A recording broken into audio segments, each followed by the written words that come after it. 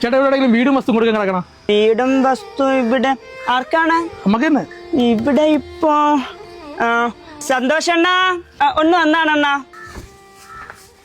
ചേട്ടാ എവിടെയെങ്കിലും വീടും വസ്തുവും കൊടുക്കാൻ വല്ല ഉണ്ടോ?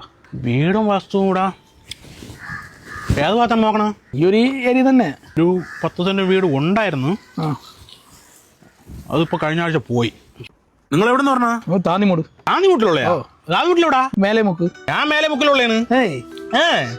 ഞാൻ പെണ്ണൊക്കെ കെട്ടിയ പിന്നെ ഇങ്ങോട്ട് മാറി. ജയകുമാർ. 2 ജയകുമാറുണ്ട്. ചൂട് ചായ ജയകുമാറിന്റെ മോനാടേ? അല്ലല്ലേ. പിന്നെ അവിടെ ആകപ്പാടെ 2-3 ജയകുമാരേ ഉള്ളൂ. ജയകുമാർ അല്ലെങ്കിൽ പിന്നെ തൊടയെടുക്ക് ജയകുമാറിന്റെ മോനാ? അല്ല അല്ലേ, അതുമല്ല. വലിയ സൈസൊക്കെ വലിയ കഷ്ടം ജയകുമാറിന്റെ മോനാ നീ? അത് പറ. വലിയ കഷ്ടം ജയകുമാറിന്റെ മോൻ കേട്ടാ. അപ്പൊ പോണ്ടാ ചത്താളെ ഇപ്പൊ? ചത്ത് പോയല്ലേ?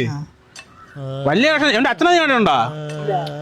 വിറവൊക്കെ വെട്ടാൻ പോണ ഒരു ജയകുമാറുണ്ട്. പുള്ളി വിറവ് വെട്ടിക്കൊണ്ടുവന്ന വിറവേ അത് പുള്ളിയുടെ കക്ഷയാണെന്ന് അറിയാൻ പറ്റില്ല. നീ ഇപ്പൊ എന്തൊരു പരിപാടി? ഗൾഫിൽ നിന്നൊക്കെ വന്നിട്ടിരിക്കണ ഇങ്ങനെ. ആർക്ക് വീട്? ആർക്ക് വീട്? നമുക്ക് ഓഹരിയൊക്കെ കിട്ടിയാടേ? ഓഹരിയെ കിട്ടി. എന്റെ അച്ഛനിപ്പോഴും വലിയ കഷ്ടം തന്നെ.